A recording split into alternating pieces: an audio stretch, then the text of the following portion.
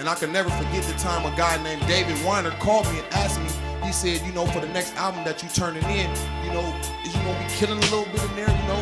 Is it gonna be a little bit more dope dealing, you know? Cause that was some of the stuff you was talking about when we first heard you. And I told him, I said, man, I'm a member of the Nation of Islam now. Man, they'll have my head if I get to promote that to my people. Ain't nowhere in the world I'm gonna promote that to my people. Straight up, you know? I want you to, how many of you know, have heard of Kanye West? Raise your hand if you've heard of Kanye West. Well, we have our brother here, brother No I.D, who has really acted really as a guide and a mentor to our brother. And brother, I want to, I don't want to build it up like that. I just want you to talk a little bit about what it is, talk about you and what you're doing, but also talk about how it is working with somebody who goes from one level and all of a sudden just kind of explodes, and now all these different people trying to pull him this way and that way and speak about this and speak about that. Just talk to us a little bit about that balancing act, all right, my brother? No right. ID. Relating it to Islam, I would say, like, one of the things that at a certain point in my career, because I kind of came in listening to what I would call an era where it was all positive rap. People were Africans. Everything. It was actually even a point where like NWA couldn't get airplay because they were negative. So, you know, me being in the industry for that long amount of time, I kind of seen it go from all positive to where, like, if you're positive, it's hard to get a record deal or a record going or have influence with the message the way that it used to be. So being, as I went through all of that and started working with Common, who, you know, we kind of were pretty positive, you know, for the most part. Yeah. So to relate it to Islam, I would say at some point I realized that it's a lot of rusty locks. And the rusty locks just don't work with the regular key. So I kind of started to not sell out, but understand that I had to use a different method of trying to reach other people who may not know what I know or what we know, but they do also know the science of motion and making things effective. And I think like one of my biggest issues that I felt with what I was doing with music was I knew I was saying what I believed, I knew I was saying what was true, but I didn't feel like I was getting the effective result as the time period changed. I was seeing a lot of my peers who were speaking the truth not being as effective anymore.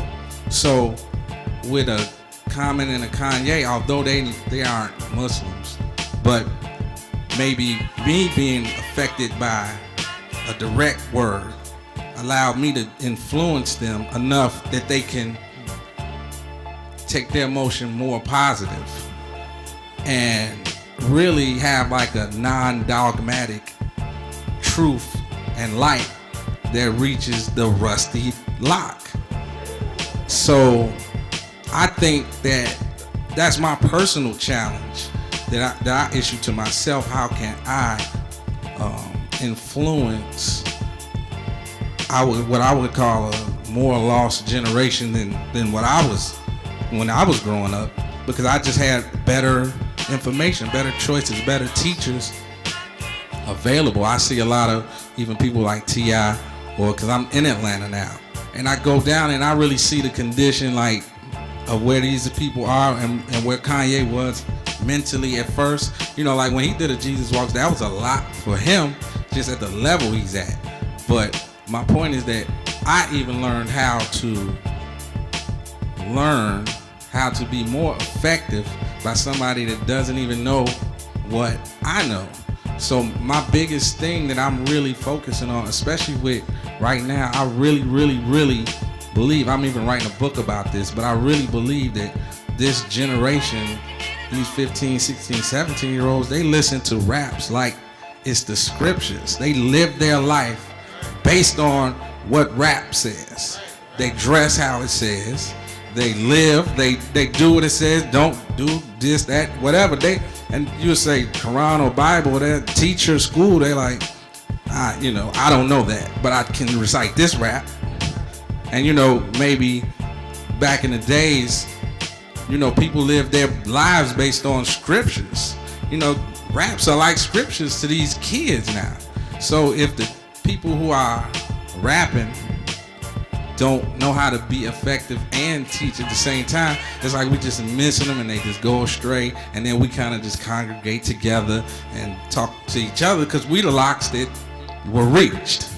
So with the internet now, this is the first time period in history of music where you can make something and get it to the world for free. You don't need a distributor. You don't need anything. And these resources that we can make from what we do can fuel what we know is true to a further thrust that'll reach more people and more rusty locks and have them come add into what we are. So I feel like I'm like a gap bridger in a sense, because I've been in around the mosque and the teachings and the minister and rap when it was super positive, and now I'm out here when it's really super negative. And these kids right now, they really don't have a clue what we are talking about when we say Master Farah Muhammad or Islam. They thinking terrorists. They thinking Al Qaeda. They totally brainwashed to what I came in and accepted. They don't even have a clue what that is. So that's really what my mission is with music right now. And my challenge to myself is to just be able to reach another generation that is slipping fast. This generation, these 15, 16, 17-year-olds, they listen to raps like it's the scriptures. They live their life based on what rap says.